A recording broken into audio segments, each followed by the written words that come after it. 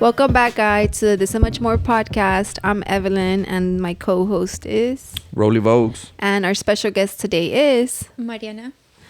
And we have Mariana today. I want to mention that she's our first Accessory line entrepreneur on our podcast. And this is episode 23.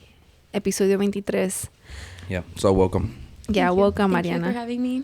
And I just wanted to start with congratulating you with your 500 followers. Thank you. How did you feel like? Validated. Not that I need validation, right? But I compare myself a lot. So to have the fact that even 100 people alone, but to hit 500, to me it was a big deal. And then to hit it, I mean, it's not that it was like right away, you know, with time, but I wasn't expecting to get that like many followers. Yeah. You know, this quick or this soon. Yeah, because it's like 500 people, like literally. It looks like a little bit, right? Yeah, no, but even like, media? I feel like, damn, my shit does sound kind of loud, right? Or is it just me? You have that voice. Oh. No, but I was going to say, like, outside of social media, you would think, like, damn, I don't know 500 people. So it's like 500 people is a lot, you know what I mean? Like, 500 people took the time to follow look you. at your stuff. You know? Yeah. yeah. Well, let's get a little bit into it. Mariana, tell us a little bit about your business. Like, what do you do? Okay, so I make polymer clay earrings, or poly clay. I do hair accessories too, but it's really just earrings that I'm focusing on right now. That's kind of all I do right now. I'm trying to start maybe doing like necklaces too, like a little bit more accessories and not just earrings. But right now my focus is just. And what's the name of like your business? It's called Let Me Lobe You. Am I looking here or here? No, you can look at it. Okay, no, yeah, I forgot to tell you. Yeah, like, you don't have to look at the camera. The camera's just there as a extra for them. You can. It's just like with us. I like puns. I'm just. Okay. Goofy things. So I was trying to think of a way to like incorporate a little bit of me into like my business name. To not just do like Mighty Clay or like earrings by Mariana. I wanted to do something like goofy. So I did Let Me Lobe You, like an earlobe, which is why the B in my logo, if you really look at it, it's like ear. yeah. You gotta really look at it, but that's you can actually. I see it. Yeah, I saw it. This whenever, yeah, because well, me as a designer, like, I saw it, you know. And I'm like, it's an earlobe. Yeah. No, because I was telling her, I'm like, man, that's a cool name. Like, it's a really good name. Just like, yeah, because how you were saying, like, not regular people, but like normally people would be like, yeah, earrings by so and so or whatever. Yeah, everyone's against that. I wanted something like goofy, like the idea was like, let me love you, let me lobe you, like you know, something. So, I actually think that's really creative because he was telling me yesterday, he's like, how did she come up with the name? And I'm like, by herself, like she just came up with it. How? Yeah. I mean, I don't know. I mean, I guess no, it's real good. And then he's like, that's really creative. And I'm like, yeah, it is creative. And then when you see your logo, I can see the ear. Yeah. I feel like if I wouldn't have put that, it wouldn't have made sense. So I was like, I got to put the earlobe in there so people could understand. Like, yeah, because you also say, I'm the lobe behind the, instead of I'm the face, right? See, but because I model my earrings. So technically, like, it's my ear that's. Yeah, so she'll be like, let me lobe. Oh, no, what do you say? Oh, the lobe behind the ear, the lobe behind. Let me lobe you. Yeah. And what really inspired you to even get started with like, you know, a small business? Not money wise. So it was never. It still to this day isn't. I feel weird even calling it a business because I don't feel like a businesswoman because I still see it as a hobby. I've always been into like painting, crafting, even like when I was in Huntsville. I studied in Huntsville for a few years and I went through a lot over there. So I was by myself, like I wasn't with my family. So I was going through a lot of stuff. And that was kind of like my outlet. So I would like repurpose my candles and I would paint them and make like ashtrays or stuff like that for my friends, or I would just paint over things to keep busy. So I've kind of just continued that, you know, when I moved back. And then after having Leo, you know, I was on maternity leave, COVID happened. So my maternity leave ended up being like a year and it was supposed to be like 12 weeks. So that's a long time to be like encerrada, you know.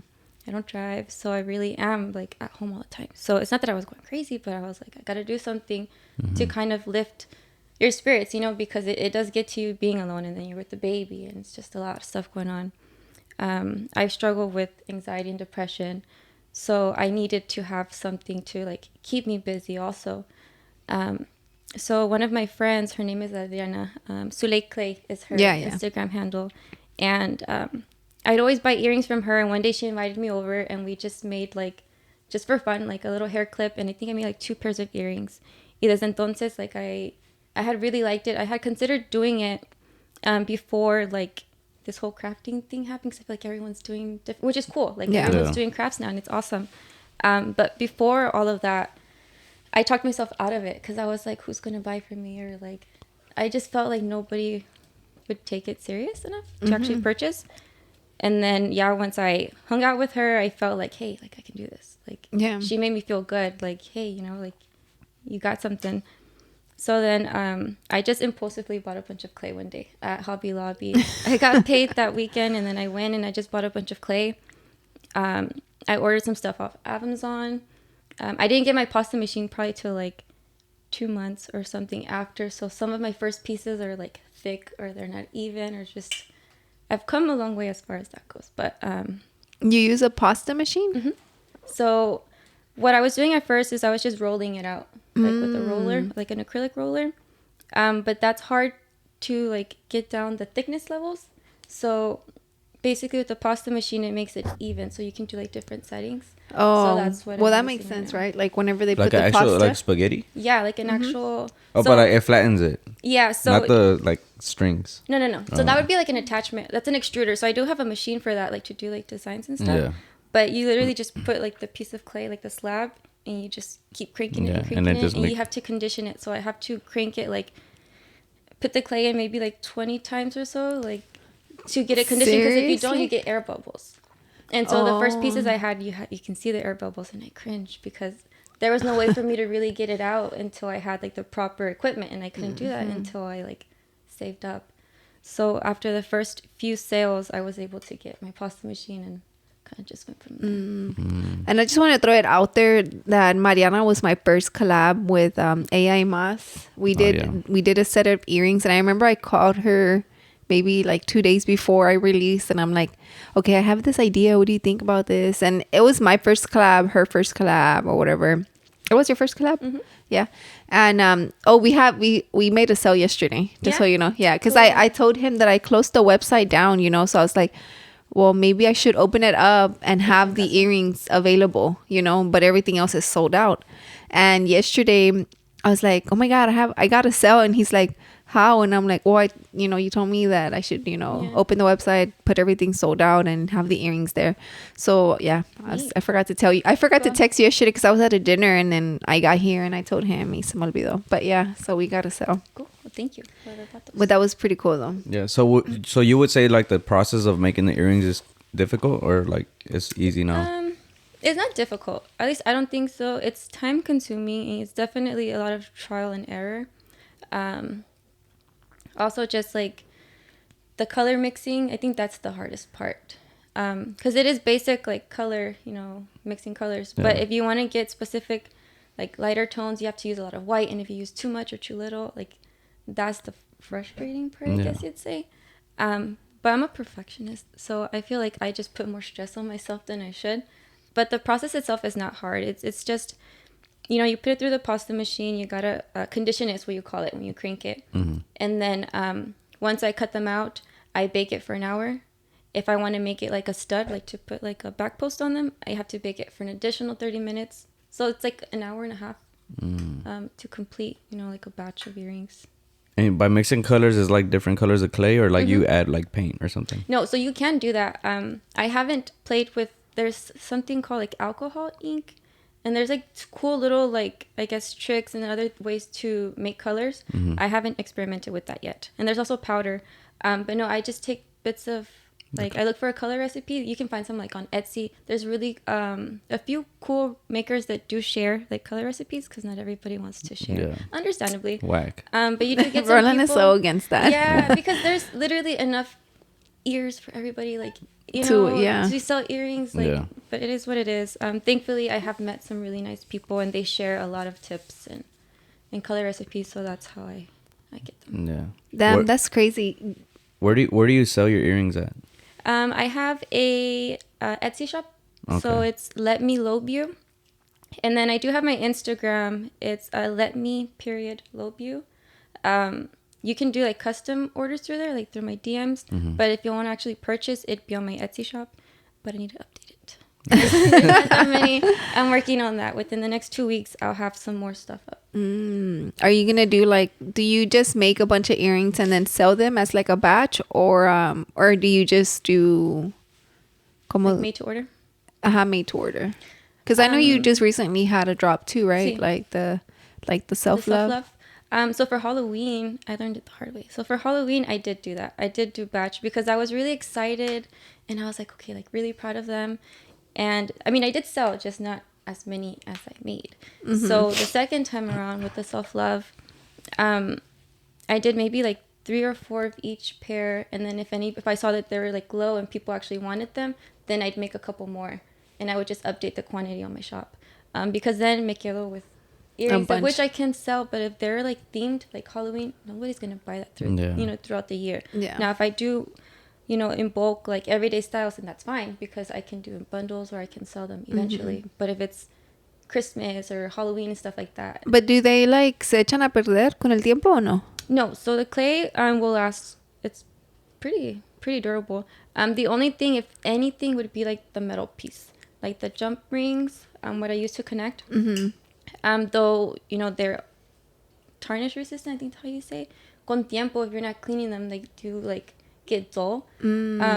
But I could always replace those. Like, that's easy. I was saying because if you got a lot like left over from this Halloween, you could use it for next year. Oh, this is like the block of cake or the actual earring? No, the actual earring. Because you said you made like a bunch for Halloween. You'd be able to resell those for next Halloween or no? Yeah, technically I could. But I gifted the ones that I had. Oh, you did? Because I was like, I'm sure next year I'm going to have a different idea. Yeah. So I kept the cutters, but I just gift them. Anything that I don't sell or that I feel like no one's going to buy, I'll gift it away. Yeah. What about, you should do pop-ups. I want to. My friend, she wants to do something in April at my job. So I work at a pet resort, and our work mom has a Great Dane rescue. And we're going to try to do like an animal... not animal pop-up, but basically like a pop-up where it's going to be like animal things. So like you can get like collars or dog treats, like stuff like that. And she wants me to be a vendor. So if I do, I might probably do like paw print earrings or cositas así, like regular cute. Earrings too, but also maybe like dog related stuff. Oh, that'd be really cute, right? So hopefully that happens. But no, I haven't done pop-ups just because I've been asked, but I just didn't feel confident enough. I felt like, not that you gotta be established, right? But I just felt like I wasn't ready to do all that. And then it also intimidates me. Like, I get social anxiety. So the idea of, like, being around a lot of people like that, and then I have to talk to them, right? Because I have to talk to them. I'm like, oh. So I'll work on my people skills take me with you. Right, babe? Take me with you, and I'm like, earrings right here. I should do all the work for you. Yeah. But I think that's very, I think it's important to start something that's gonna kind of like make you or push you to be more social, because for sure. I feel like if I didn't have any of the stuff I have, I would probably be the same. Honestly, I do feel like I'm introverted, but at the same time I could be like an extrovert. But a lot of the stuff that I've done has pushed me to talk to people or go to events and get you out your comfort zone. For sure. Because I've gone to events by myself, and then I'm just there, but it's like, okay, well, I'm showing face, like people are seeing me, and then it gets you more like exposure to your whatever you bring. Honestly, like yesterday I had the dinner for the challenge that I did, right? Which I got 4th place, which I was pretty happy, right? That's good. But I told him, I was like, I'm not the type to go by myself, like anywhere. Like I see, even like barely this year, empecé a ir al gym by myself. The times, because I would go when I would drop off Milo, right? Sí. And I told him, and I'm very like, I guess what am I? I'm not an introvert, right? Nah. I'm an extrovert. That's like when you're like friendly. Like you just, I don't know. Like you rather be out. Sometimes it depends on the people you're with too, because I feel like I can be a little bit of both depending who I'm with. Yeah. So I feel like me, I'm very like, okay, I'll just talk to anybody and everybody, right? Random. I feel like over time you've become more, you just want to be home. Me? Yeah. But I've never been to like an event by myself. That just sounds intimidating. It is. And honestly, seeing that Roland has gone by himself, I'm just like, because he'll be like, vamos. And I'm just like, no, I'm tired. Or and then I don't want to leave Milo, whatever. So he'll go by himself. But yesterday, I think it was my first time going to something without him and only knowing one person at that dinner. But I knew that I wasn't going to be with that person because he was the one hosting, which is Pico, right? Yeah. So...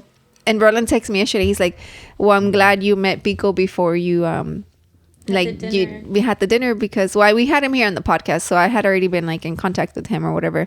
But I feel like if I hadn't met him or put a face to him, I probably wouldn't have gone. Probably would have left early or something.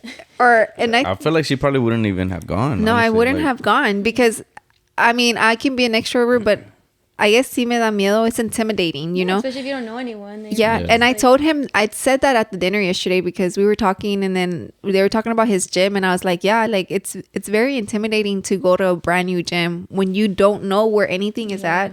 You show up and you're just there like a dumbass, like, look, like. That's how I felt when we went the first time. I was like, I hope she's gonna tell me what to do because I don't know what to do here. but it's like I've gone with a lot of girls that don't know what they're doing, so I'm usually the one that has to figure it out anyways, because I used to be the one that didn't know because I would go with him and I was like, well, he's gonna tell me, and then we would argue because he would always try to correct my form, right? And then it's like I just didn't even like going with him because he would always try to correct me. But then I knew that over time that it was to help me or whatever, because I would be telling you too, right? You fix your form. I wouldn't get bothered if anything. I'd be like, fuck.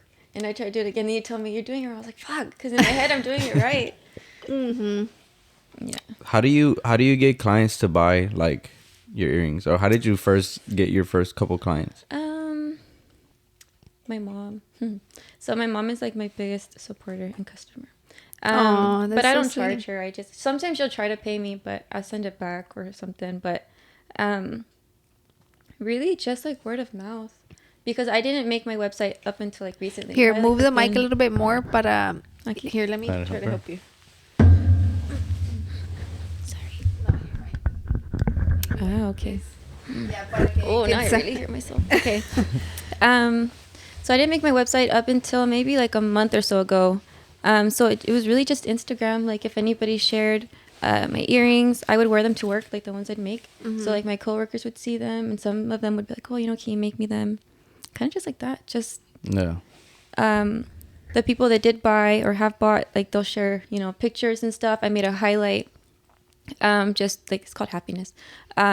Just showing like everybody that post like the pictures too, just so that if you're new and you go to my page, you can see like the earrings that I've made, in hopes that they're like, hey, can you make me those or stuff like that. But that's the only way as of right now. I'm trying to be more active with like reels and stuff like that, because that goes a long way. So I'll get random people liking it, and that's cool too, because that's how you're gonna attract people that I probably wouldn't have if. Yeah, I feel like it is more when you do like record yourself and talk to them, then it makes a difference. Because him también, like with the brand La Mia, he'll be like, oh, have you been talking about the release date? And I'm like, yeah, I have, but I don't think you've seen it, right? Like on my stories and stuff. But like I'll talk to the girls, like, because I mean you've seen them. I'm like, oh, remember it's gonna drop, whatever. And I hate recording myself, but I feel like it does help, because they put a face to my brand, and I think it's the same like when you go live. Like I'll try to click it, and sometimes to like just watch to see what you're like how to do, or like to get an idea. No, because you usually go live on your personal, right?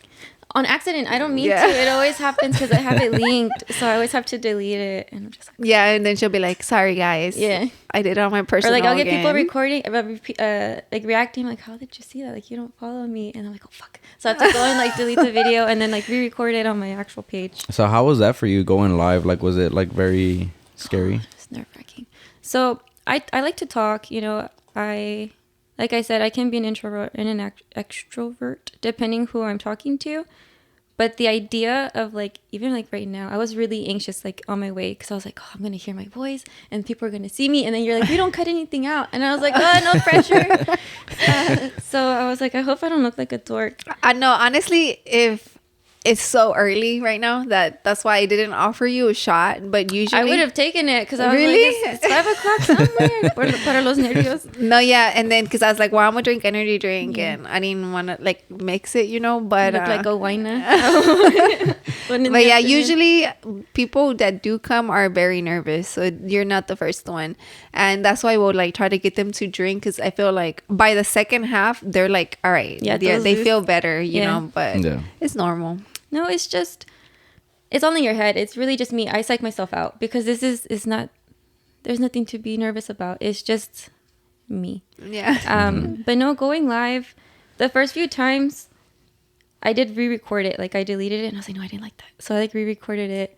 And like usually I try to do the lives like around a time where probably nobody's really watching. So I know, I was gonna tell you that too. Yeah, she does. I save them anyways. Because I don't know. I just feel weird. So I feel like it's less pressure if I do it like that. And if I get like 2-3 people, it's like 2 friends. So it's like, okay, hi.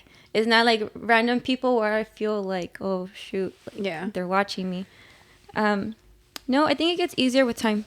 The more you do it, the more you talk, the more you get used to hearing your voice and seeing yourself. You kind of get over like that, I guess, los nervios of what are people going to think? Or what if they think I'm not funny? Or what if they think I'm a loser? Or what if they don't watch it? Or stuff like that. Yeah. You put all that in your head. But then whenever I get people actually like interacting back, that's cool. So then it's kind of different. And like I kind of enjoy it now. Yeah. Because I did my first live for my giveaway. Yeah, and you did good. Honestly, I was so nervous. It's so funny because I started with like a filter, you know? And then I ended up, you move and then like the whole thing moves. No, and then because it's like those filters that just like I don't think it's by your face, you know, que it's just like it's one of those over. It's one of the over, right? So I took it off because since it's not like the face one, it's like the over ones. So when I flipped it so y'all can see the computer no se miraba tan clear, so I took it off. And I ended up finishing the live with no filter, which I mean I don't care, you know. Yeah. But obviously filters make you look cuter, right? But I was so nervous that I wasn't even looking at the comments, or I would and then I wouldn't and then I would, and I didn't know that the comments wouldn't show up. Oh, you know what I mean? So like if somebody's interacting with you, like he says like you have to screen record it. She's talking about like afterward, like after you save. Oh yeah, after you save it, it won't save it. Like it won't show you. Your comments won't come up. Yeah. So it looks like you're talking to yourself if somebody watches it after. Yeah. So no, but I didn't know that because I was so nervous, you know, like I was like super, super nervous, honestly. And while I was doing it, I wasn't reading them because I was thinking, oh, I'm going to go back and read them because I was so nervous, you know, that I was just like trying to get that done. And, you know, I could not record myself in front of him. I wouldn't be able to do in front of someone else. He's always right. Yeah. Even like right now, he's just looking at you. You start laughing. No, I wouldn't be able to. No, it's so funny because sometimes I'm in the sala like, hey, girls. And then he'll walk by and I just delete the video and then I do it. Yeah, but I'm just like, man, who cares? Like, I'm not going to tell you nothing. Yeah, because él se graba. Like, he doesn't care, you know, but... And I think that's maybe where my introvert comes in, right? Like, but I think, like I said, the more you do it, the less nerve-wracking it'll be. And it'll just be like second nature. Like you're talking to your friend. No, yeah, that's true. Yeah. Before I forget, because I wanted to say, like for your store, since people do like the whole color, I didn't know that was a thing, the whole color recipe thing, right? That's what it's called? Yeah. I feel like if you have your own, you could offer that like as a product, like as a digital product. I don't think people sell their... Well, actually, I'm lying. I think I've seen it on Etsy. Because I know like on Pinterest, like that's where I look for like color recipes. And sometimes there's links where you have to purchase like for, let's say, like less than $5 and you get color recipes. So people do make money like that. Which is why there are people that they don't like to share their color recipes because they do mix their own color. And it's hard to match it. So to them, it's like, only I have this. Yeah. So like, I see it more as like no offense to anybody, but like greediness, like I offend them. I don't care. Like, I'd rather offend people. That's I'd rather call them out. Because, pues se supone, like, you started from nowhere at one point, you know, and like I'm sure at one point, like, not you, but like the person, like, needed help or needed advice or needed tips. So like, how can you go from there to like, no, I'm not gonna help you because you're gonna take my customers? Then like, are you not confident in yourself? Like, that you're scared they're gonna be better than you or whatever. Yeah, I think me and Roland like live by that. Like, sharing is caring, you know, for sure, right? Sharing the knowledge is just very It's like a very like kiddie, like, sharing is caring. Yeah, I guess, yeah. We live by that. You live by it. I feel like I call it like sharing, like it's just sharing the knowledge type shit, but sharing is caring is the same thing. But sharing is caring. It's like I guess you say that to me all the time, so I'm just like, it's like a little kid thing, you know. Yeah, always tell me, "Lo, sharing is caring, puppy." But yeah, no, I agree though. It's like something that's very should be practiced more, you know, sharing stuff. But and honestly, I was gonna tell you earlier. Have you ever thought about like hosting a class? You know what I mean? Because I would honestly, because you said you did it with Adriana, right? And I feel like if you did it, I think like I don't know, maybe like a private class, like a 5 girls group or whatever, and they pay you per spot, but you would provide like the clay, and then it's like a girls' night, and then, you know, or even like one of those what is it, painting with a twist type type but deals. Everybody drinks doing the earrings, because you could do it in the little ovens, no? Or it has to be an actual oven? You can do. I have a toaster oven because my oven broke, and I've been using a toaster oven. It works just as fine. So technically, you would just need like the clay and the oven, right? I think that'd be really fun. That's fire. That would be cool. The only reason I'd be hesitant is just because I feel like there's still certain things I want to be better at, like florals, like to do the flowers. I can't do flowers to save my life. And that makes such a big difference. Like, that can really make a piece pop. So maybe, like, once I get better, like, with that, maybe I could think about doing something like that. Yeah. I'm signed up right now for a course on domestic, I think that's what it's called. There's a clay maker who's, like, established. And she has, like, a course where she records herself and just basically teaches us how to, like, make certain things. And then we go and upload, like, our work to show, like if it's an actual class. So I'd be like, oh, like, this is my portfolio, and show her stuff. It scared me. So it's pretty cool. There's definitely stuff like that out there. Oh, that's pretty cool. I didn't even think that was a thing. Yeah. Like, you know. There's makers that, there's one that I follow. She does everything hand cut, and her work is really, really, really good. So what she does, because she does flowers, like, that's her specialty. She does do, like, slots where you pay basically to do, like, a course. And then she teaches you, like, her tips, because she won't share it. But if you pay her. So that's a way to make money, I guess, too. Yeah. Well, with that being said, we're going to take a quick break, and we'll be back. So we were on our break, and we were, like, having a whole conversation that we want to continue on the podcast. Yeah. We were talking about like her like hosting like the private class or whatever, and what I was gonna say was, I think it'd be cool if you have like your stencils, like the press-ons. I think that's what this, like the little booby ones, like that, like have them spread out, and you design like maybe 5 earrings or whatever, and then be like, all right, girls, these are the designs that I have. You choose which one you want, and I can help you make it like that, you know, because you already have the cutouts, you'll have the stencils, so, and you already know what kind of earrings. I see. That's what I would like think to do in the class, because I don't think flowers is like a must, you know. Oh, it is. Yeah, you're like right here. I'm just like, oh shit, sorry. But yeah, that's definitely an idea. Once I get a little bit more confidence, like artistically. Because I mean, I have had people reach out where they ask me like, how do you do it? I've had people, well, a person asked like if I could go to her house to show her, because she wants to learn to do it with like her kids, like her daughters and stuff like that. But she lives far, so I was like, I can't do that. But I mean, I have had people ask me. I'm not against it. I just don't feel 100% confident enough to where I can be like, maybe if you do it with a group of people that understand that I'm not a professional. Yeah, no, or that you feel a little bit more comfortable with, you know. Yeah, so it's kind of like I feel like if you think of yourself like that, así como que like you're never ready, or I'm just like not there all the way yet, or I still need more practice type shit. I feel like you're always gonna like, you're never gonna push yourself. Yeah, but you're never gonna reach that readiness level. Yeah. You're always gonna be like, let's say like a year from now, like you're just like a master at this shit, right?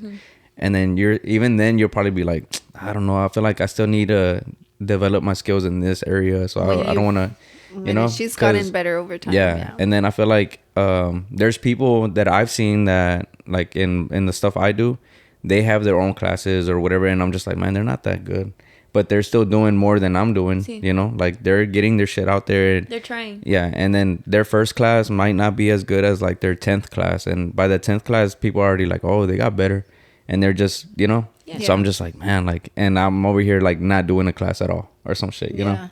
Yeah. So I think it's important. I feel like if you feel like you have some sort of, because obviously you have value to the point where somebody's gonna want to take a class with you. Sí. So you have some value, you know. So I feel like it'd be okay, like, to start a class whenever you feel like there's enough, ¿cómo se llama? Demand for it. You know what I mean? Yeah. So Maybe I could pass it as like a girls' night, like you said. Yeah. And kind of see how I. Yeah, do, maybe and- try it like first with like your mom and your sisters, you know, Yeah, my nieces probably. and your nieces, and like yeah, just to get a feel for it. or yeah, just something. to see like you being like the instructor, you know, because I'm actually thinking like, dang, like it'd be cool if like we host like a. I think it'll be like you going to their houses, obviously, Sí. you know. That or like, well, I would need an. Well, I guess technically I could take my oven with me. Yeah, that's what I was go gonna say. somewhere, You would take your oven. That's why I was asking like, Yeah. what all did you need? Like, and you could just take a the. toaster oven. Pero I guess what's like the actual procedure of it, like to make an earring? Como? Like, what's the process of it? Of baking? Of making it. Of making Start it? to finish. Start to finish, yeah. Okay. So, first I said done. I'm just kidding. No, so, yeah, once, of course, you get the color of the clay that you want or whatever. You kind of have to flatten it because you can't just put the big old blob in the pasta machine because it's probably like this thick, like the opening. Yeah. Right? You can switch the knob to make to change the thickness. I usually keep it on 2. I think it's like 2 millimeters thick or something like that, which is a standard. So once I roll it out with the acrylic roller, lo paso through the pasta machine and I just keep cranking it. It's called conditioning. So usually after like 20 cranks or so, depending on the color too, or how hard. So some clay, I don't know why, some is harder and it crumbles. So you have to like keep softening it and like mixing it and then you run it through. So some colors are trickier or some are really sticky and se pegan. So then you can't really use it because you can't lift it, you can't cut it off. So once I crank it through the machine, I get the cutter that I'm going to use. So I buy different like clay cutters, different shapes. A lot of the times I use cornstarch or flour. So that's a good tip for anybody that is making earrings or wants to. Pa que no se pegue, like the clay on the cutters, because sometimes it does. Depending how detailed also, like the cutters. There's some that are like, que tienen designs. Yeah. So if you put clay, it won't stick to it. So yeah, once I cut them out, I lift the extra piece or whatever of the clay that's left over. And then I get, there's a name for it, but it's a blade, basically. And it has, the one I have has 2 handles, so it's easier to grip. Because when I first started, I cut my fingers like really bad, these 3, because the blade I had, it looked the same. So I thought the top part was normal and it was the sharp, like the blade part. So I like pushed down and me corté my fingers. So that sucked. So the one I have has handles. So I just go like this. You just wiggle it and then you lift the clay. I bake it on computer paper, like printing paper. Because if you bake it on the tile, ceramic tile is what I use. You can get it like at Home Depot. I just got a spare one that my dad had from the piso from the house. And then if you just bake it directly, the back of it is shiny. For whatever reason, like the clay will bake shiny. Oh, So, maybe because it's soft, right? Tile? I like guess it's- because the ceramic. yo yeah, no sé. maybe. But if you bake it on paper, it won't. It's like matte. So that's a trick too. And then I bake it at 275 degrees, if I'm not mistaken, for an hour. And then again, if I need to make it like a stud, I gotta use super glue or a specific glue. I think the one I use is called E600 or something. It's like a gray tube. And you glue the little post. Y luego I have to use a special adhesive, like it's called liquid sculpey, like liquid clay. Mm-hmm. I don't know. I know you don't know what I'm talking about, but no, that's what it's called. I'm just trying to picture what you're. It's like it basically looks like Elmer's glue, like regular glue, but it dries when you bake it. It's clear, which is why you can see like the little earrings, the silver post. Mm-hmm. Some people like to do like a white where the whole back of the earring is white. I like to do the transparent because sometimes the earrings I do is like marble, para que se ve todavía like the color. In the back, yeah. So once I bake it, I have to get an X-Acto knife depending, because sometimes the cutters don't cut clean. So I have to get the X-Acto knife and like cut off anything like any extra pieces. Stuff, yeah. And then I wash them. I get a little toothbrush. I use my baby's old toothbrush because it's small. It's a little kid toothbrush. And I just clean off any like leftover cornstarch. Once I wash them, I have to pat them dry. I dry them so every earring or every piece gets washed and dried. And then I go ahead and sand them. And then after I sand them, I wash it again porque se queda like the polito. And then I go ahead and assemble them. Dang. So it is time consuming. Like it takes more to do it than to actually like bake it and assemble. So I always dread like sanding because it's like I have to do a whole bunch of stuff after that. No, yeah. But damn, it's a lot. It's a lot for just earrings. It's like, you know. Very for me, I find it very therapeutic though. Like if I have my music and my playlist and stuff like that, and it's chill, then like you get into your groove. Yeah. But like sometimes I'm like, fuck, I still gotta do all this, and like I'm trying to finish. And then how do you do it with the baby? Because I seen that you posted. Because I see you posted that he was behind you last time. So now that he's older, he entertains himself more. So when he was first, like when I first started, he was obviously a little bit younger. So he required me to be like more like checking on him and stuff like that. So basically what I would do is I would wait for nap time, and then his schedule started changing. So there's no more naps. So I was like, what am I going to do? So now I kind of just like, if I know I have to work on earrings, I kind of just plan out my day. So I make sure he has his breakfast. When he's eating, that's, he's eating for a good 20 minutes or so. In that time, I'll work on either like rolling out the clay or whatever it is I have to do. And then when it's his nap time, if he goes to sleep, I'll try to work on earrings, but for the most part, he does his own thing. Like, he lets me work now, thankfully. But there are times where he's super, like, mamitis and wants to be with me. Like, in the real, more often than not, that's the reality, where he just wants to touch everything, and he just wants to look. So I don't mind him being there. Has he gone into your stuff? Yes. So one time, sometimes I work at night, right? Whenever he's asleep, I try to take advantage if I can. And one time I had made a whole batch of earrings, but I didn't bake them because I was like, I'm going to wake up tomorrow and I'm going to bake them. So the next day, he was like walking around like normal. Like we were just in the living room and I didn't hear noise. So I'm like, he's doing something, because when it's quiet, I know he's doing something. So I go and he's right there at my desk. So I'm like, just like, okay, he's just looking.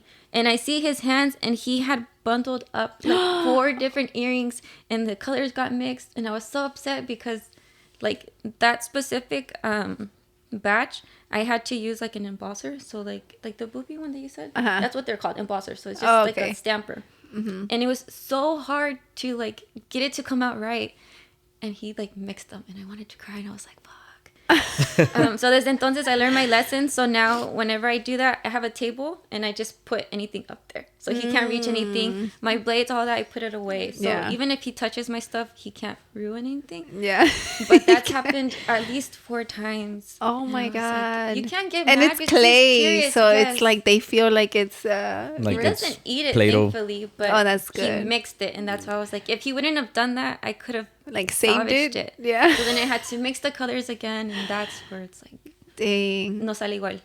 Yeah. So like, I don't think Milo thankfully is se ha metido a las cosas, right? Like no, I don't. Not even much, here in my craft, when it was the craft room, like Yeah, no, he would just bring his toys in here and just and literally like make a mess of his toys, but it was his toys, so I wouldn't even. I'd be on my desk working, and my whole office is like a little maze of nothing but his toys because he likes to line them up, and it was just like that. Pero thankfully, no, like se ha metido. So aside from your son like grabbing your stuff, what other obstacles have you like come across as far as like time management? That's my biggest struggle to date. That's always been a struggle for me. So I knew that with like having a small business, you gotta be on it. So I knew that was gonna be something that I struggle with.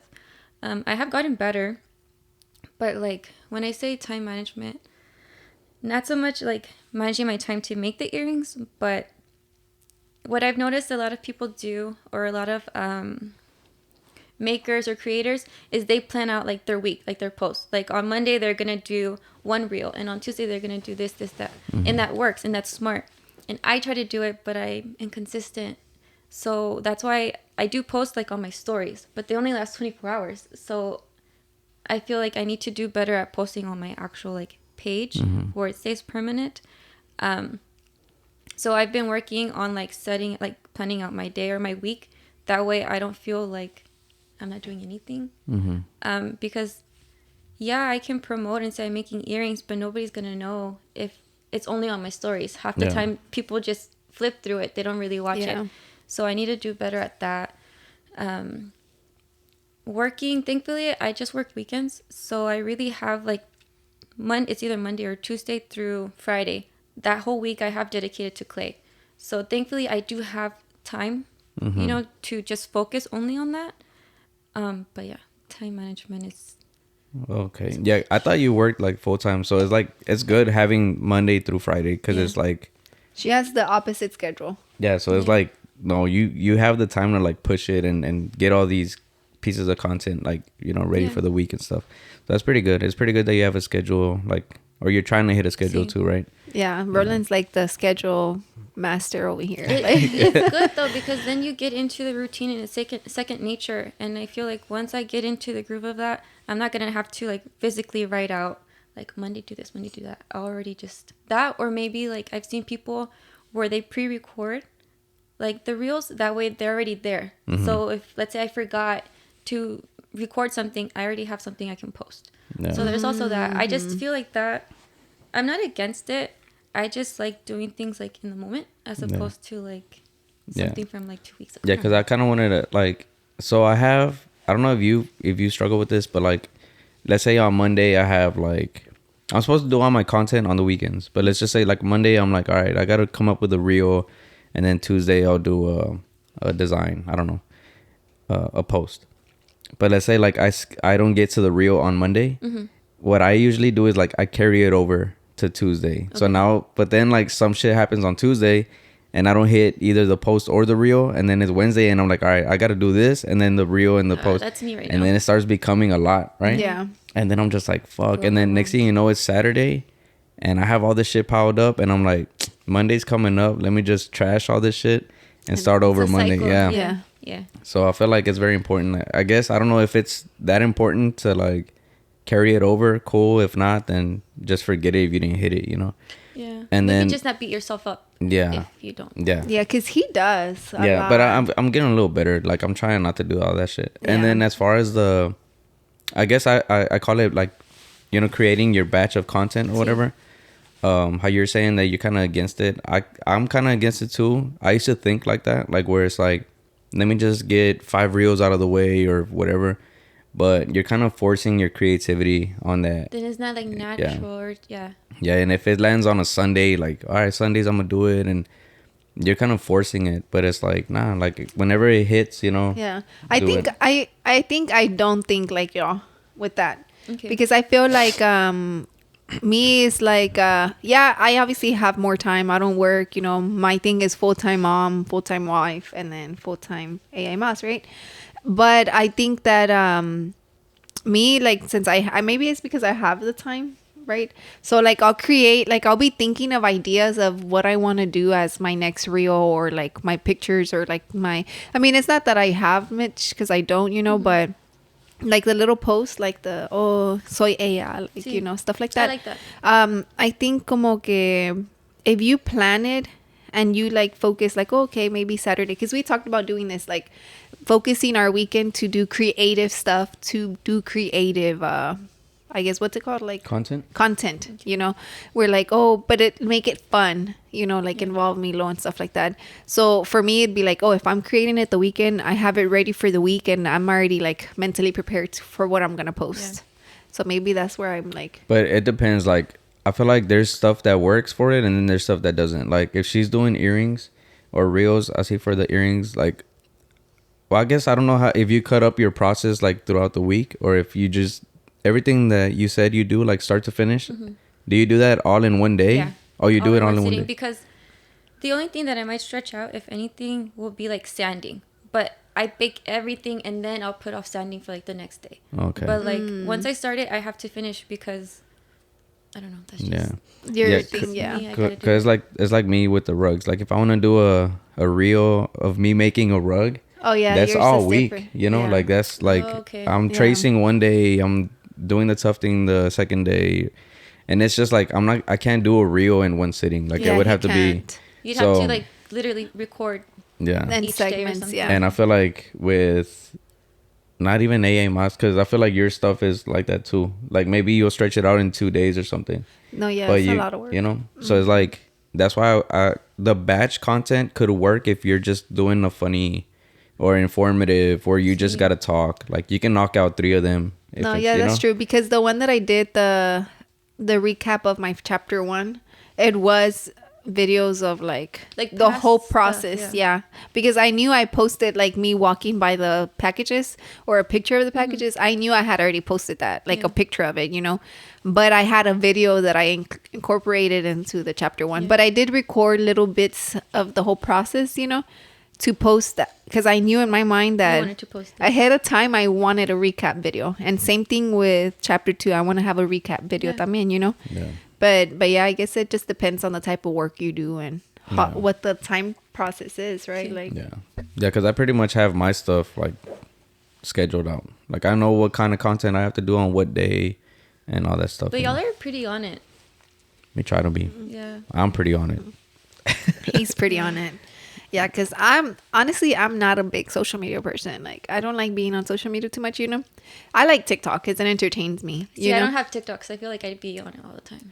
Yeah. So I'm like, but it's good ideas on there. Yeah, you should. Because honestly, I learned to cook thanks to TikTok, and I've gotten creative ideas because of TikTok. Yeah, my mom and the TikToks of different stuff. Oh, really? Yeah. Yeah, because I've seen a lot of girls do clay stuff, like, but it's not even to copy them, but it's a way of getting ideas and making it your own. Like, you know, it's just like that. Because for poses, because obviously for AA Mas, I'm the photographer, so I do the pictures, right? And I feel like the girls that it's not like I'm hiring professional models. No, you know, it's friends or family that I just like would like their faces as different Hispanas, you know, and or Latinas, and they'll be like, okay, well, you're gonna tell me how to pose, right? And I'm like, yeah, I'll tell you. And I'm literally on TikTok, like looking at videos different or poses. Saving poses, you know, just because I like it or whatever, and then just make it my own, you know, like that. But yeah, I think it's very important to focus and have like a good schedule. Yeah. I do save like the audios for the reels. Like if I hear something and I'm like, okay, that's a good, like I can do something with that. I'll save it. Oh yeah, the little music, the audio. Yeah, you're right. I save the audios too because I'm just like, that's a good one. Or that's like, a good one. I can already envision something with it. Yeah, because I like the one you did the Dear Diary. No, the one that's at the end, sale. I'm a crafter or something like that. Oh. How did it go? I'm crafty. I'm crafty. Yeah, and then like the Dear Diary one. There was like, I've been working for an hour straight. And I'm still not a millionaire. Yeah. I seen that one because it said something like, "When is it gonna happen?" or something like that. There's funny ones. And then you saw those. I don't think you saw hers, but you saw somebody else that it said, "Show your business in like 7 seconds" or something like that. You did that one. You did that one too, no? I thought I had seen you do that one. Yeah, there's like show your business in whatever 7 seconds. There's one that's like show yourself and then show your business, or show yourself in what you sell or what you're small business sales, stuff like that. Yeah, it's because they're honestly they're just it's pretty good stuff. And then I start thinking like, man, we should do our own like sounds and shit. Oh yeah, he did say that. And then I'm not gonna say the ideas, but because people why you don't want to share? Like if you do your audio, I can save it and then I can use do a video over it, and that's cool too. No, yeah, because we've talked about ideas. I hate my voice though. I hate it. Like you should try it. Yeah, I don't want to say it because I want to do it, and if it works, cool, and if it doesn't, then we're like, fuck, Yeah. Dope. But that's me sharing though that people should make their own sounds. Okay. But I'm not gonna share my actual idea, of the sound. There, take it. Girl, we were in the truck. Right? And then he's like, "Oh, we should say this, this, and that, and you should say this." And I was like, I don't know. I was like, what if I say this instead? He's like, oh yeah, that's pretty cool too. And then we were just repeating it in the truck to see cómo se iba a escuchar or whatever. But you should try it. Even like don't show anybody, but that way you guys can see how it would come out. Yeah. Like just try to do like one quick. You know those videos that the covers that people do on well, you don't have a TikTok, but I'm pretty sure you've heard like the cover songs, the girls or guys que cantan una canción que es de un artist or whatever. Sí. So I did a video for my grandparents, and I told my whole family that was me in the first part. Oh my God. Did they believe you? Most of them didn't, but my older sister and my mom weren't there when we actually played the video. It was for Leo's birthday that I told you they were celebrating my grandma. So I made a video, right? And it's like over like 100 pictures because I had to get together, right? Like I was going to my tia's houses, taking pictures of my grandparents so I can create this video for my grandma's birthday because I knew everybody was going to be there, right? And I just thought that it was like a nice little memory of her since we're celebrating her. And then this is the song. Let me show you. Well, it's not a song. It's just a part of the thing. Let me see if you can hear it. You put it on the... But pretty much that. So then since my mom and my older sister weren't there, and my little sister, nomás era mi little brother el que estaba con the whole family, right? When I said it jokingly, right? So when I showed up to my mom's house, my brother had sent my mom the video. Or no, he was telling me, can you send it? 'Cause it's not airdropping to her. I was like, oh yeah, I'll send it. So then my mom played it and she's like, Evelyn, ¿esta eres tú? And then I was like, and I looked at David and David's like, and I'm like, yeah, that's me. And then she's like, esta no eres tú. And I'm like, yes, mom. And then David's like, yes, mom, I was there when she recorded it with Rollie. And then she's like, my mom's literally listening to the voice. And she's like, yeah. And she's like, this is not your voice. This is not you. And then Ned is like, Eve, stop playing. That's not you. And I'm like, it is me. Like, it is me, you know. And I was this whole time I was telling them. And I literally think my mom still thinks it's me. Because she thinks that Roland changed my voice or something. But, and then como it sounds like echoey, you know? That's why I was just like, oh my God. Damn, that's funny. But that was a side story from like the audio. I never thought about that. If people think that that's us talking. Yeah. I guess if I showed like my mom, somebody that doesn't have Instagram, they would probably think that it's like, but somebody that has it, they know like it's a voiceover. No, yeah. Because obviously they know he has like a lot of, you know, equipment and stuff. So I was like, yeah, bro. He recorded me. And I'm like, Mom, we have mics in the podcast room. You know that, right? Like, but my mom thought like confused. Like telling people this is my daughter. Yeah. Man, and then I was thinking, you know what's a good like intro to people that want to do reels and stuff? Is just using the voice effect, like the speech. Text to speech. Oh yeah. Have you heard it? It's just like it literally just like narrates. Yeah, the narrator. I think that's really good. You don't like one of them though, right? Yeah, that's a good way. If you don't want to talk, you can still. Yeah. I like the regular, like the Siri sounding one, but I don't like the one that's like sitting here in the podcast room. Like I'm just like, man, I don't like that voice. That's a good idea. You gave me an idea for a video that I'm gonna do. Yeah. With that. No, it's pretty good, but overall, I think did we end up asking you what about well, how do you say it? Voyage Houston. Yeah. Did I ask you about that? No. How was that? So how was that? So it was done through like a website. So I didn't like actually talk to them, so it was less nerve-wracking. But it was pretty cool. Definitely something out of my comfort zone.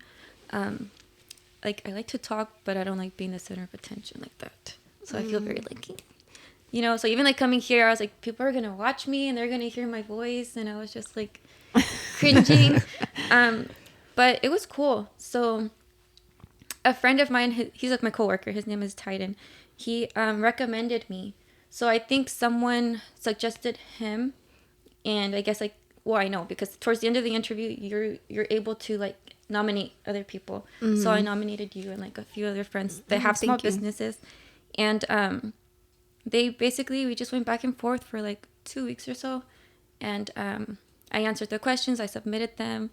And then they showed me like what it's going to look like. And they asked like, you know, do you want to tweak anything or change anything? And I said no, just because I wanted it to just be like natural.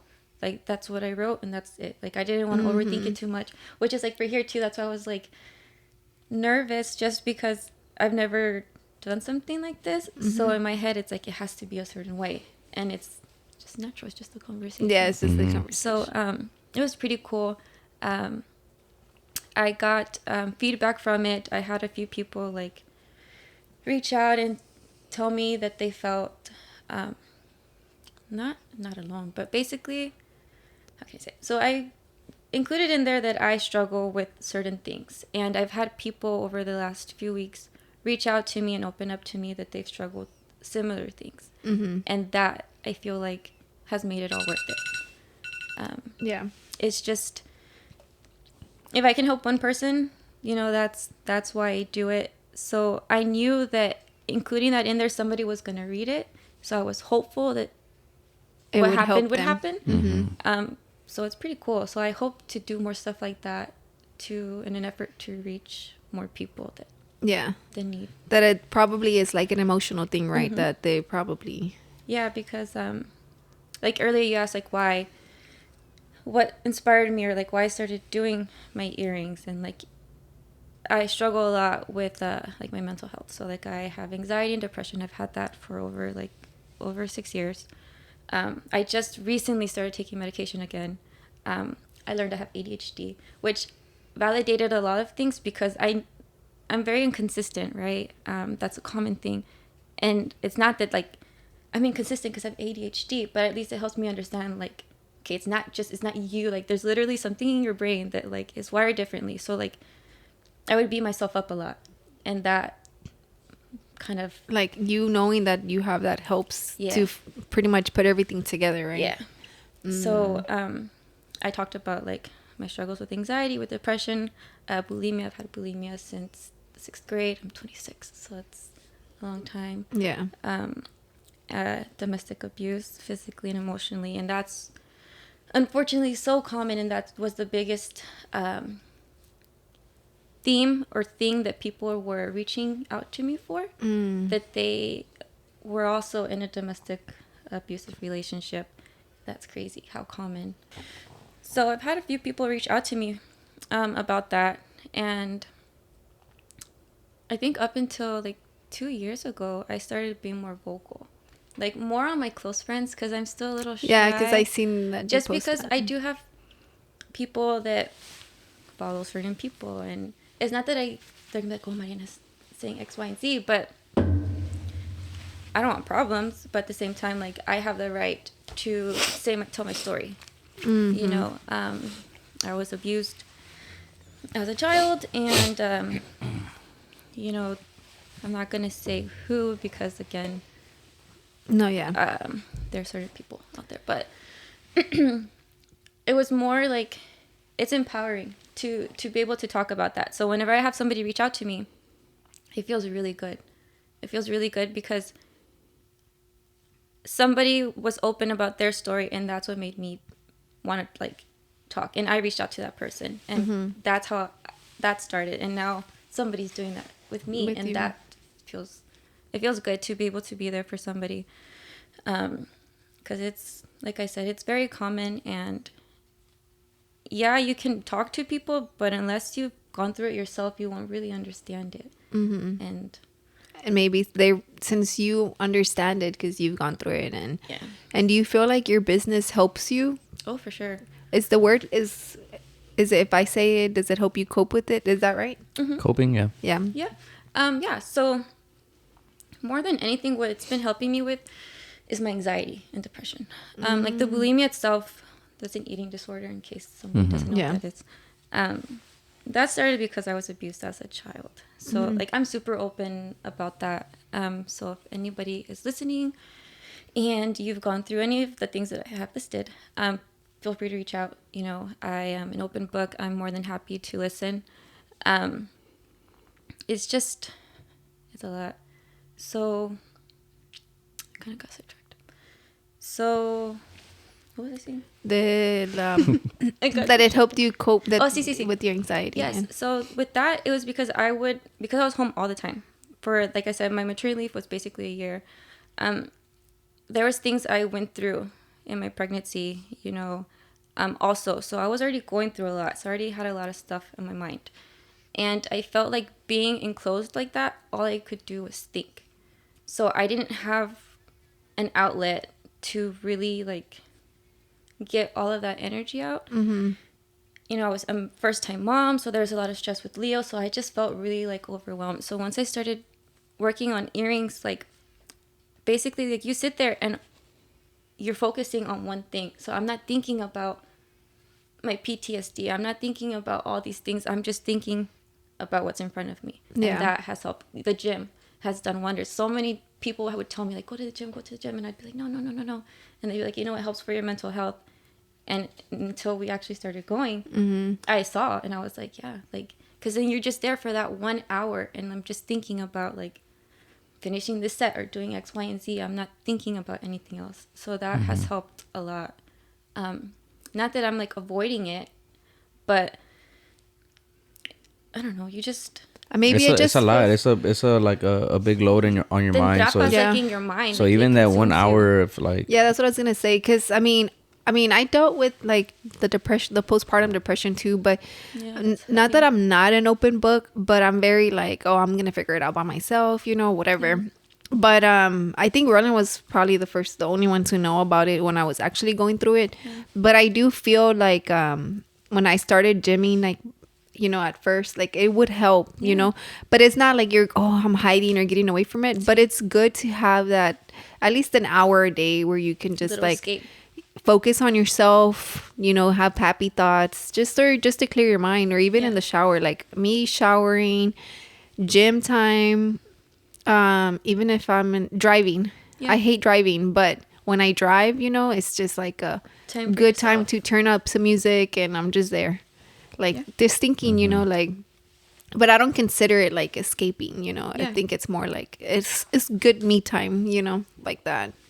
But I think talking about things is what has helped me cope.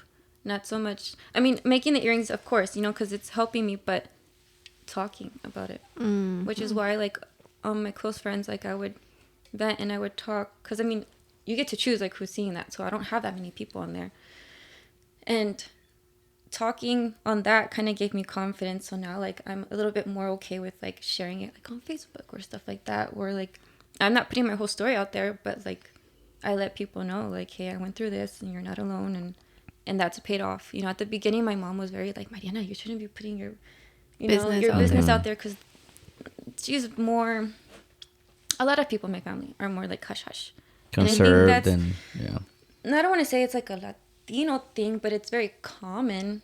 I would call it a Latino thing. I think it's a Hispanic thing. Like, it's just, we don't talk about it, and you know, or it's all in your head type of thing, or it's more like you can't say that because it's gonna ruin relationships, you know, stuff like that. No, I know what you mean. Like, I mean, that does more harm. I feel like basically I was being told to shut up. You know, and when you grow up, like, or I feel for me personally, like, I was in therapy, you know, when I was abused for a kid, I was in therapy for like 2-3 years. And the state, I was ready, right? You're a child, so like, how was I going to know if I was ready to leave therapy? You get me? So the state decides that. And as I got older, I realized, like, hey, like, I should have, I still needed help. And my mom was kind of more of like, put it in God's hands. Like, it's more like, just put it all in God's, and I need to talk about things. And for a long time, I felt like I was just like, como que me estaban tapando la boca. Like, don't say anything, you know, like, just put it in God's hands and it's going to go away. Like, and, being positive, but at the same time like, being avoiding like, it, or like, no sé, like, not facing it. And that did more damage, I feel. So now that I talk about things, now that I'm open, she sees how much it's helped me. So now she's like a little bit more understanding. Ya no me dice like, hey, you know, don't say this, don't say that. But I think if anything, it's just she herself, or a lot of people, they're not used to talking like that because their parents weren't taught like to talk about their feelings, you know? So I don't want that for Leo.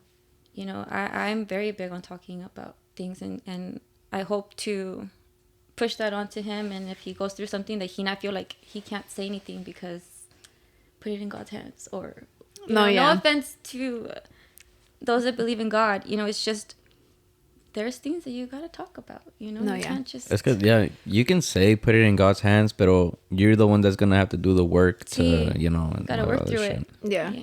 I think God, obviously, I believe in God, you know, but I do think that I'm always like, oh, everything happens for a reason, you know. Sure. It's not the right thing, you know. No significa que because everything's happening for a reason makes it okay. No, right? But I do think talking about it también, like, it does help, like, a lot. I feel like I don't think I'm like not an open book, but I think people do come to me because I'm a good listener. You're very easy to talk to. Yeah. From my personal experience with you. Yeah. And I feel like it's okay. Like, if y'all need somebody to talk to, just either, I mean, obviously Mariana said she's there. I'm here. Yeah. I'm sure Roland's there too. You're not alone. Yeah, you're not alone. You know, if you are going through something, there's nothing wrong with actually just expressing what you feel. I mean, maybe they'll give you advice, their opinion or whatever, but at least you just expressed your feelings. Te estás desahogando, like, you're te estás desahogando, and it's not just getting bottled up. And you know what's crazy? Like, I feel like how your stuff, like, started since young, like, very young. Well, like, I don't think our paths crossed a lot, like, in high school and stuff, but you would never think, like, oh, she's going through stuff, or anybody's going through anything, like, you know. So now it's like you being grown and everything, pues, it's you have more of a little, like, platform where you can start talking about it. And then over the years, like, it's rare that I see, like, people bash on people that are going through stuff. It's more of, like, support. Like, the support's always gonna be there. Like, it is very rare, like, if somebody speaks up about something and then they're like, oh my god, like, I've gotten nothing but support. It's nothing but support. I feel like, so it's, and I guess it just goes to show, like, it's okay to speak out. It's okay to, like, talk about these things, porque, you know, there's people that go through the same stuff or whatever.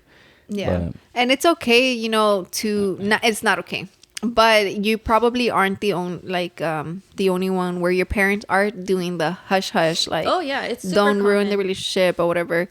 Because I mean, I feel like when I had problems with my mom too, I literally, and that's the thing with me, like, maybe it is what makes me an open book, because I'm very, like, I'll tell you, like, you know. And I think when I had problems with my mom, I remember, like, we were at, like, this family event, and she was just, like, talking down on me so much, you know. And I was like, you know what, like, I'm tired of this shit, like, you know. So I ended up telling everybody everything, and, like, you know, a lot of the stuff. And my mom literally the whole time was like, ya cállate, Evelin, ya cállate. And I'm like, no, I'm not gonna shut up, you know. But again, it's just not everybody it's not courage, right? But I don't think everyone's comfortable to doing that, you know. Like, I mean, it's courage too, though. Because honestly, I feel like not that there's weak-minded and strong-minded, you know, but at the end of the day, it is like, it comes down to being strong-minded, you know. And then there's those that are weak-minded, but not in a bad way, you know. But I feel like, yo, personally, I'm very, like, strong-minded, like, I mean, even with you, like, I've told you a bunch of stuff. Like, I've advised you when we were at the gym, you know, like, in my opinion, what I've gone through, you know, and stuff like that. But I don't take any offense if you don't listen, you know, because at the end of the day, I'm just your friend, and I'm here for you, and I'm here to support you, and I'm here to listen to what you have to say. But me personally, I'm very, like, nah, like, man, fuck this shit. Like, you know, like, because he tells me too, right? Like, you're like, que I'm very strong-minded, or like, no te dejas. And I know, and that's why she told me to shut the fuck up on, when was it? Don't that ass. Whenever what was it? The last time we got in an argument, and it's like we like I'm very like, this is just like, it's just, I'm talking about the strong-minded thing, you know, porque I try to like not say things to her like bad, but then she's like, oh, shut the fuck up, and I'm like, damn, and I'm like, all right, like, yeah, I'm just like, damn, bro, you know. Pero it gets to that point where she doesn't care like to say what she feels, I guess. I don't know, you know, because that's, she's always said that, like, she's like, I say things that are gonna hurt feelings, you know, and I'm like, damn, like, well, because it's not like not in a bitchy way, you know, but it's more like, because I think I did deal with the whole, I mean, obviously, it's one of those, like, you just had enough, like, yeah, exactly. You know? That's exactly what I was gonna say, because I was pretty much like raised by my grandparents. They passed away and I was still young, you know. I was 13, you know, and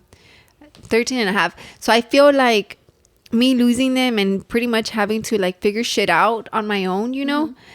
And then me dealing with so many family problems, you know, and it was just like, man, this is enough, like, you know.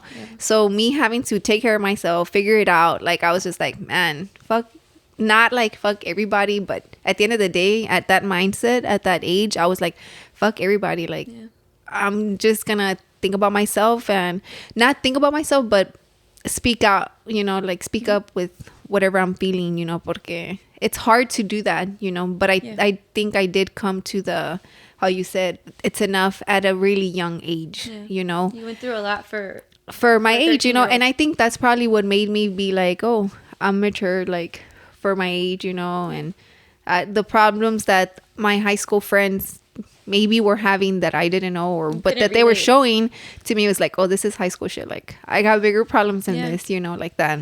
No. But yeah, it's strong-minded. I mean, it can be a good thing and a bad thing, you know. Same thing for being weak-minded or whatever. But yeah, that's pretty.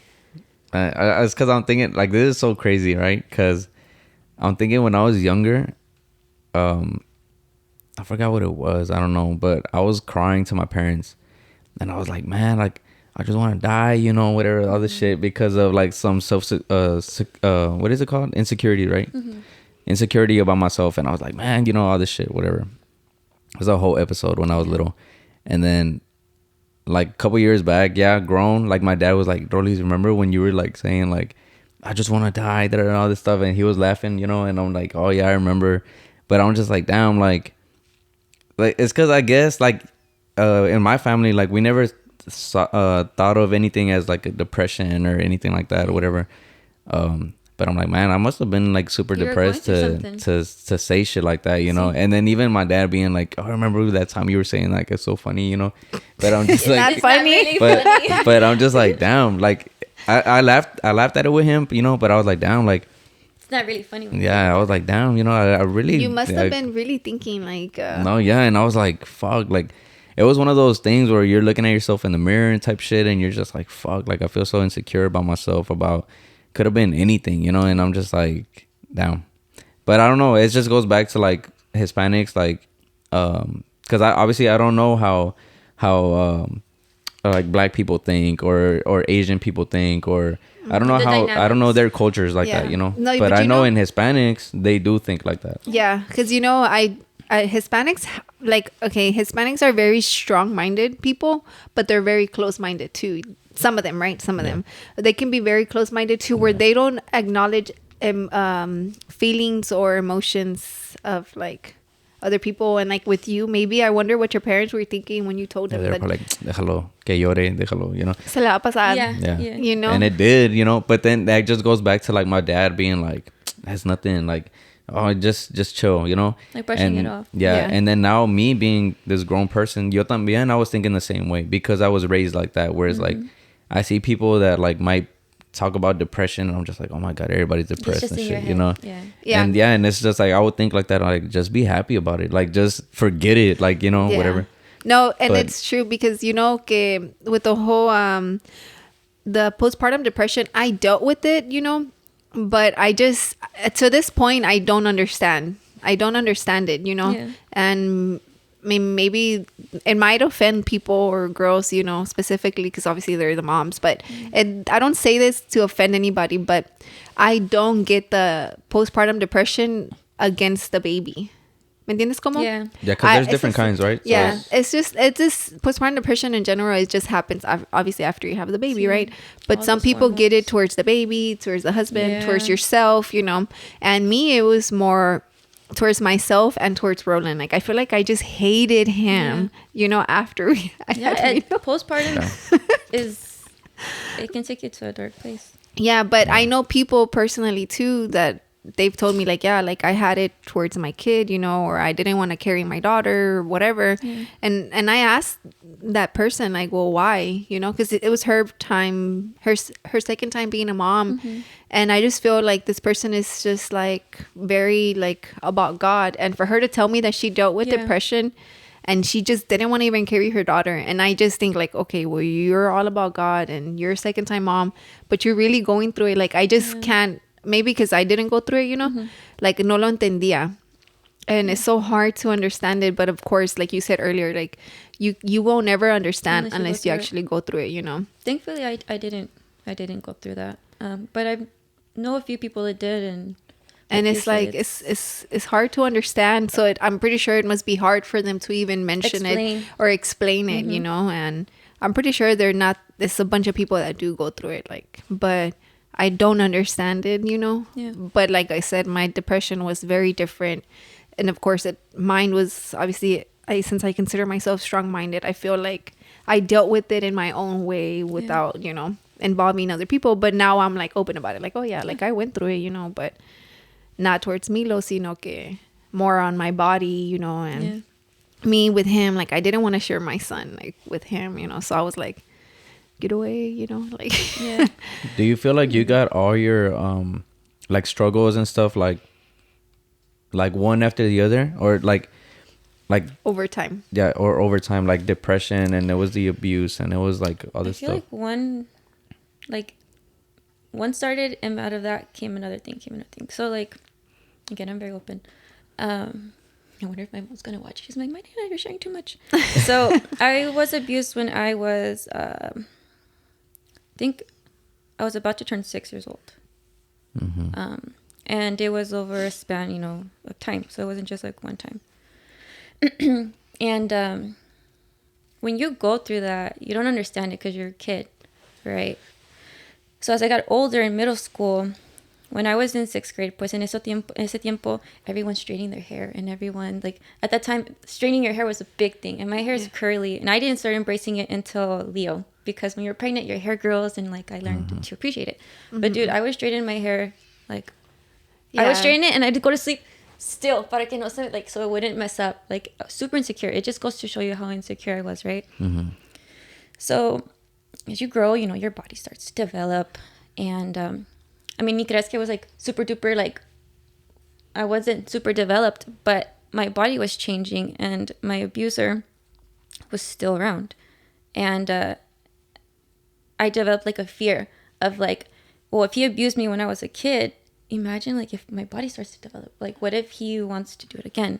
Y de ahí comenzó el bulimia. So in my mind, in my child mind, I thought, if I'm really skinny and like, you know, todas not attractive, he's not gonna want to hurt me. So in 6th grade, I started, I was like, that was like my tomboy year. So I had like my curly hair, like a long puffy ponytail on the back, like super like como que me la envió la vaca. I would wear like Bermuda shorts, Jordans, like, you know, sneakers and stuff like that. And then come 7th grade, I made more friends, like, you know, with girls, and they were super girly. So then I felt like I had to be girly, because now I was the boyish one, and I was comparing myself to them. So now it's not just bulimia because I was abused. Now it's because now I'm insecure, and now I feel like I gotta look this certain way. Now I gotta change my hair, and I gotta wear all these things. So it's like one thing after another. Come high school, I went through a lot with people that I had in my life at the time. And it really fucked with me, right? Given, again, I was already insecure, had a lot of stuff going on. So it's like it messes with your like self-worth. So that you comenzó el depression of like, damn, like, you know, something's wrong with me. Like, I'm not good enough. And then that's kind of how that started. Come senior year, I was in a relationship with somebody. And I knew this person for years. So I thought I knew this person. And I went to college and I went with that person. You know, we went to school together. Mm-hmm. So at the time, I felt like those like love stories, right? Where it's like your high school sweetheart and, you know, all this stuff. So like me dejé llevar por eso and I ignored a lot of red flags. So eventually, you know, I saw a different side of this person and he would control what I would wear. I would go to class wearing like oversized clothes because God forbid somebody would like look at me, you know. Mm-hmm. Then the physical stuff started happening. So then I would have bruises. So then I would wear long sleeves in the summer, you know, walking from my dorm to campus in the summer with long sleeves because, you know, you don't want people to see your bruises. So my depression was really, really, really bad between 2013, 2015. It was really bad. I did like, there's like a campus, like a clinic. So I was given medication for that, like to help with like my depression. I don't know what the medication was, but it like made me feel really weird. So I was going through a lot of stuff. So I was like suicidal, you know, in 2013 and I didn't like it. So I stopped taking the pastillas. I stopped, which is why I'm hesitant with pills because I'm scared that it will like, I'll have a reaction like that. Mm-hmm. Thankfully, the medication I'm on right now it seems to be helpful and positive. So then when all of that was really like at its peak, I kind of started to push people away and I started to push my family away. So my depression got worse. So then I wasn't coming home. So then my mom noticed that I wasn't coming home that much, or like when I was in town, I was in the room, or estaba enojada, or that partner, it kind of felt like they just wanted me to them, not to themselves, pero como que they didn't want me to be around my family, or I don't know, but I was just always with them. And my mom started to notice things, and my sisters started to pick up on things. And I would confide in my sisters, and if it wasn't for them, I probably wouldn't be alive, if I'm 100% honest. So anyways, the depression happened, and then I left that relationship, and you kind of have to pick up the pieces, right? So I'm still doing that, you know, to this day. It's an everyday, not like, I'm not heartbroken over the person. It's more of like the pain that was brought, like nobody deserves that. Mm-hmm. So it kind of messes with like, it messes with your mind. You know, it goes from depression to like, then you start questioning yourself and you start questioning like your intuition and like, I don't know, like it just really messes with you. So after that, you know, I got with the father of my son and he helped me a lot. He kind of like unintentionally forced me to tell my parents because they didn't know anything. They didn't know that I was abused. Like, as a child, they knew about that. Mm-hmm. But, like, that was going on. So, that happened in, 2016 is when I told them. And desde entonces, like, my relationship with my parents has gotten better. So, like, there's been a lot of good that has come from all of that bad. Because I feel like if we wouldn't have had that conversation, a lot of things wouldn't have been said. So, now that I have Leo, I feel like this pressure to like just get all my shit together and like figure it out, because I'm going to have to teach him how to react, right, when people do him wrong. I'm going to have to teach him how to process his feelings para que no se lo guarde todo, and then that's going to develop a depression. I don't want him to feel like he can't talk to anybody or like nobody wants to listen. And I felt like that as a child because, again, I was taken out of therapy like after 3 years. As I got older, I realized like I still needed it. So I just felt like I didn't get all the help that I needed. So as an adult, you're trying to find that help for yourself. And sometimes it's sad because like I'm open about things, but there's just certain things that I don't think you'll ever get over, you know, which is why I just try to be open about it in hopes that eventually like it won't hurt. But yeah, it's like I said, it wasn't like one thing after another, but it's just like from one struggle another one was born, you know. The bulimia, with that, I mean, right now I'm good. I'm trying to maintain my weight. The gym has helped me to maintain it. I got food poisoning like 2 weeks ago, so I lost 5 pounds. So now I'm like 95. But now I'm like 95 pounds. But my smallest weight was 93. I weighed 93. That was my smallest. And then my biggest was 116. And that to me felt like I felt really big. So like the way my bulimia, I don't know how other people's is, but I always describe it like temporadas. So like for a period of time, I'm doing good, I'm eating good, and I feel great about myself. Then I fall under this rut and I start to be like, oh, like this can look better, this can look better. And then social media fucks with you, and then you got all these people with filters, or I see other people with like 3 kids and they look so good, and I'm like, how do you look like that after 3 kids? And all that messes with you. So it's just learning to be kind to yourself. I think is what's helping me right now, is to have mercy on myself, because if not, I feel like I'm never going to get out of the depression. I think, although yes, it was brought on by certain things that happened, at the end of the day, it's on you, like, to get out of it. So I feel like the more I talk, the more, you know, stuff like this, hopefully. Yeah, I agree with you. I feel like that's when I say that I feel I would consider somebody strong-minded, whenever you realize that it's not on the person, it's not on the abuser, it's not on the other person. It's really, at the end of the day, it's on you. Yeah. It's going to be really hard, yeah, but that's when you become strong mentally, when you realize that, okay, I don't do it for them, I'm going to do it for me. Yeah, you know? And you stop being scared, and that's when you're comfortable to talk about stuff. And like for a long time, I was scared to talk about things, because I was like, fuck, like, not that I was scared that they were going to come try to hurt me, but I didn't know if something like a bad reaction to that person was going to get mad because I basically calling them out. Yeah. You know, but at the same time, I have the right to tell my story. And because of that, you know, I'm helping other people. So yeah.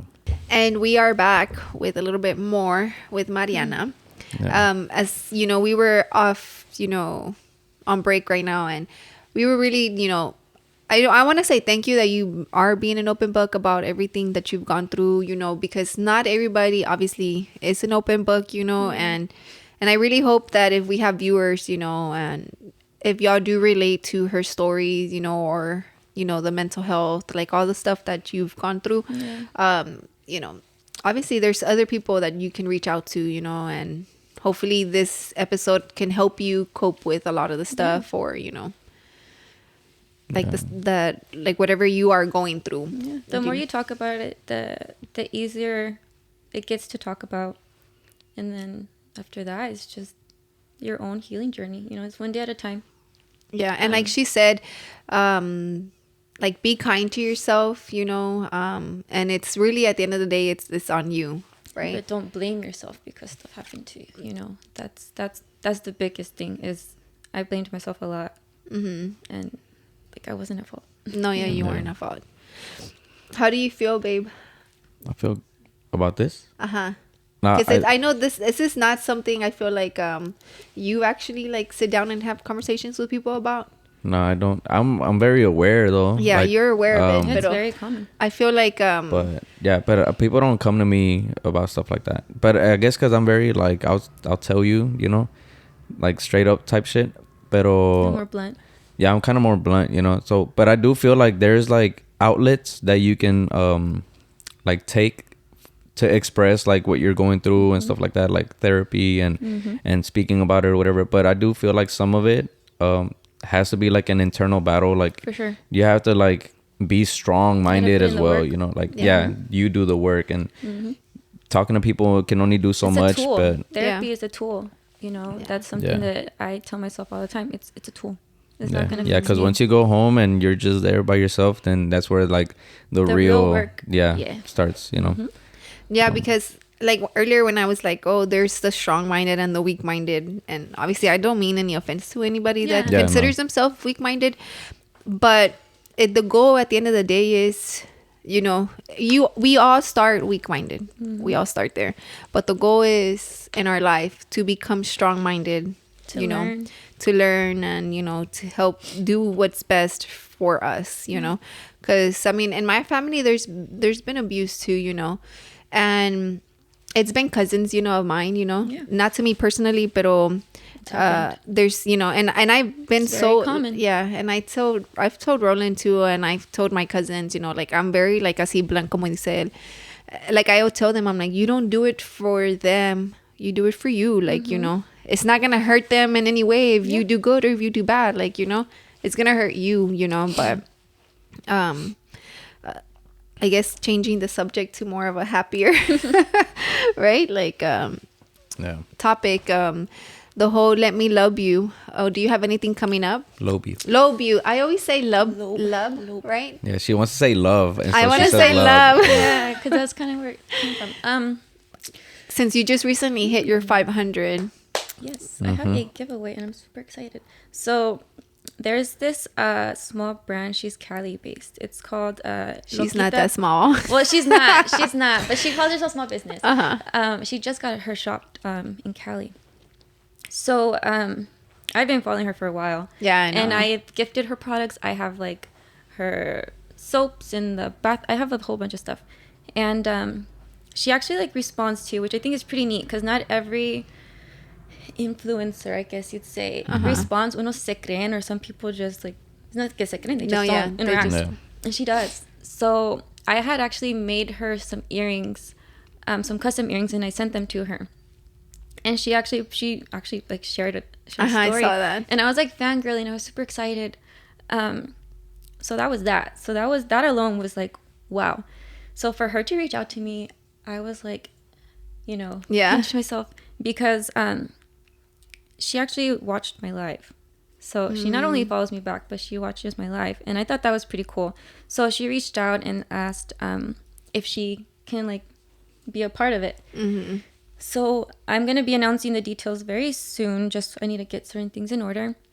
She's going to send over some stuff and we're going to include it. It's going to be like a little self-care thing, like a small basket or something like that. Yeah. And then I'm going to do like a voucher for like free pair of earrings. That way the person that wins them gets to choose like what they want, and it's not me choosing for them, because what if they don't like it?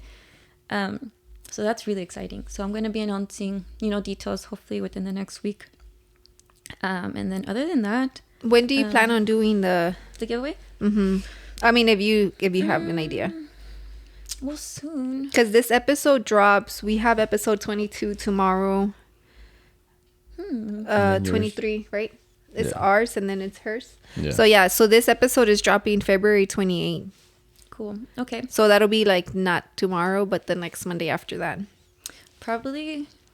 Because then when you're announcing this, maybe they can go and join if it's already happening, or if it's gonna start, or if it already ended. Well, I'm definitely gonna announce it before the 28th. Okay. Yeah. So probably like the week. Yeah. So if anything, guys, if y'all are watching this on February 28th, you can check out her Instagram. Maybe she still has that giveaway going on. It'll be posted for sure. Yeah. So check it out, guys. If you're a guy specifically, go enter for your girl, and if you're a girl, go enter for some, you know, self-love, self-care little giveaway or whatever. So I'm pretty excited about that. But other than that, that's one thing I have in the works right now. I was asked or considered for a pop-up that should hopefully happen in April. So that'll be my first pop-up. Ooh, that's exciting. Yeah. Excited for you. Yeah. It's pretty dope. Yeah. To see. But yeah, it's just that right now I'm just working on making everyday styles. So it's not just like holiday themed. Yeah. It's like if you want to buy something next week, there's already something, you know, like I have inventory. Yeah. I kind of got like carried away with the pressure of like, again, comparing yourself. So like a lot of people make earrings like by theme, right? Like temporadas. And I was doing that, but because I was so like focused on that, I wasn't making just other earrings, which is what my original like plan was. So I had to kind of take a step back and kind of like reevaluate like what I want to do. So maybe on occasion I'll do some holiday like Christmas, like major holidays, but for the most part I'll just do like, example, Easter, some pastel colors, like, you know, a pretty pink, something like that, where you can use it throughout the year and not just like on that one day. Because who's really gonna buy like 5 Easter earrings? Nobody. Yeah. Like, no one's when Easter is one day. Yeah, so I had to tell myself that, especially with like Valentine's Day. That's why I was like, there's so many people making Valentine's Day earrings, so if somebody wants them, there's plenty of people to purchase from. So I only did like 2 or 3. Yeah, like I think hearts in general though is not like specifically Valentine's. Yeah, but it could be like an everyday thing. And since obviously you're one of our guests that, you know, went into very deep detail with a lot of the stuff that you've gone through, you know, and now look at you where you are now. What would be like a good tip, you know, for somebody out there that's words of advice? Words of advice, yeah. Nike, just do it. No, not really. No, really, like. Because I talked myself out of it. You know, when I first wanted to do it, I let a lot of insecurities stop me. And I feel like and maybe at the time I wasn't ready, you know, por algo pasan las cosas. And now that I'm doing it, definitely, like, if you want to do something, go for it. You know, don't compare yourself to other people, because I did that, and everyone has a different situation. There's people that are like full-time dedicate themselves to earrings. There's people that are like part-time moms, not part-time, full-time moms, but part-time workers. And there's everyone has different stuff going on. And I had to really like embed that in my brain, because I was comparing myself to people that literally just, that's all they do all day. So obviously they're more established. They're more, you know, so just believe in yourself. Fake it till you make it. Fake it till you make it. And it's becoming more real, because I mean, I feel like it all comes from a room in your house, you know, like, but I feel like now there's dining area. Oh yeah. And then it's like, but now it's like becoming where it's like you're getting collabs, you're getting reached out by big opportunities, pop-ups. Like now it's becoming like an entity, you know? Never pictured half the stuff that's going on. That's been happening within like the last 2 months. Yeah, because I remember we were in the treadmill and you're like, I'm like, you should do these cow print ones and da-da-da. Yeah, and now I have people like they request them, and I remember when I first made them. Now that I look back, I'm like, ooh, they don't look too much like a cow. But you know, you get better, and it's really cool. That's why part of me wanted to delete like my old pictures, because like to have like an aesthetic for your page. But then I was like, no, like I want people to see your growth, my ugly, thick ass, bright ass earrings, you know, so they can see the growth, and that's why I save like the highlights. You know, I mean, no me da pena, like. Was fucking ugly. Or it was, I think transparency, right? That attracts people. That attracts people. Like that's why with my brand, yes, I don't do screen print. I do vinyl, which is like I do flock vinyl, which is a little bit better than regular vinyl. And I have embroidery. My embroidery is not like a regular size. It's just 4 inches, you know. And I do it just because, and no me da pena, you know, because Roland to me said like, you got to start somewhere, you know, and it's true because I've seen Roland grow so much, you know, whenever we were first dating, his office was literally next to his bed, like in his bedroom, you know, and then I've seen how much he's grown. Now he has like a whole office, like in our house, you know. But transparency is key. People love to see you grow, and I feel like I've seen you grow, like, you know, with stuff that, like your little business and as a person too, you know. But other than that, did you have something else? No, that's it. It's been a good episode. Did you have something else? No, it's just want to again repeat, if you're going through anything, you know, whether it's something I listed or not, just reach out. I'm always a message, DM away. If you need my number, I'm always a call away. You know, you're not alone. I think that took me too long to realize. You know, it's unfortunately super, super common, but that's why I do it. That's why I try to be as open as I can. Well, her information will be in the description below. We'll have her Instagram. Where can they find you? You can find me on Instagram. It's at Let Me Lobe You, or my Etsy shop. So it's letmelobeyou.etsy.com. Okay. And then, but yeah, her information will be in the description below. This was a very, very good episode. We got a lot of, knowledge out there, for others. And again, thank y'all for watching. Like, subscribe, follow us on Instagram. Thank you for Peace out. Here. Thank you for having me. For sure. Peace.